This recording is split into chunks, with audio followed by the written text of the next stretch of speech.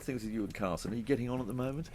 Yes, we've had our little blips here and there, but for the minute, yes, we're getting on all right. Yeah.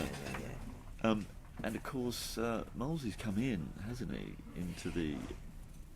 into Downton? Yes. Properly. How's that worked out? Has that added a new dimension? I suppose, in a sense, I mean, he does feel, Mr. Molesley, kind of still a bit. I mean, we're all very welcoming, and because we've known him throughout the years, because he's worked with Mrs. Crawley and everything, but he in a sense does feel like a slight outsider. And he's a bit melancholy as well. Is that the? Oh no, he can be. Yeah. No. He's quite funny actually, but yes, we're sort of adapting to having him there, but that's. And also, there are two new characters downstairs, aren't there? Who I've met. Yes. Alfred and James or Jimmy. Right, yeah. And how they fit in now? Alfred was brought in by O'Brien, wasn't he? Is that? Yes, that's right, because that's her nephew. So there was a wee bit of friction there, because it was like, the nephew comes in and suddenly he's a footman, and so there was a little bit of tension there, and he's still finding his feet. I mean, he has done by now, but yes, there was a few episodes where he was making grave mistakes, and, being a bit buffoonish. Comically, I trust. Oh, I hope so. I mean, because all the stuff that goes on up at Highclere in the dining room, I'm not involved in, so so I don't know how they.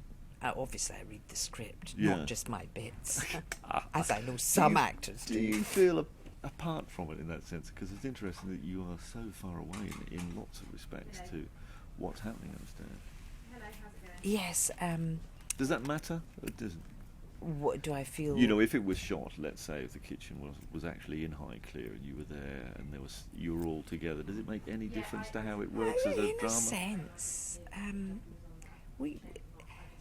I think it works in our favour that we are separated that much, because you do feel very much that they are two entirely different worlds, and by the pure geography, we are in different.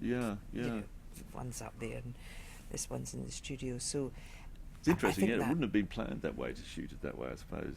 They always, I think, plan to do a lot, it's much more practical to do a lot of the interiors in a studio. You've got a lot more control over the situation. Also, they don't have, like at Highclere, they've got modern kitchens now, so they don't have any of that. Obviously, the main rooms like the library, the hall, the staircase, it can be replicated quite easily to be 1920s, whatever.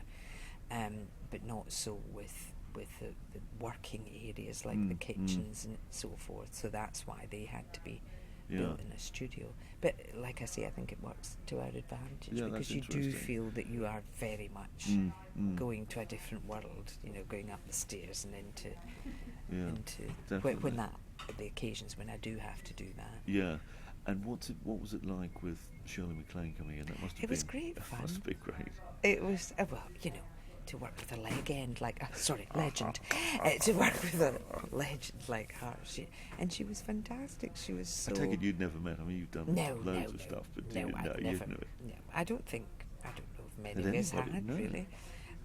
But no, it really gave the whole thing a bit of a zip, just to have this, as I say, this legend, but also she brought her own, vivacity and everything to the part, It was fun. It was really good. Be nice if she made a reappearance. Well, who knows? No, Ed. Send your contributions towards her fee. No. And what about your character? Any development? Anything that we can talk about which happens? I mean, she's. I don't think so. I don't think so, without giving too much away. So. Nothing romantic on the horizon. Does that disappoint you? Well, there might be. There You might don't be. know, do you? I think she had her romance like in the first series. I think she got her fingers well burnt then. So who knows?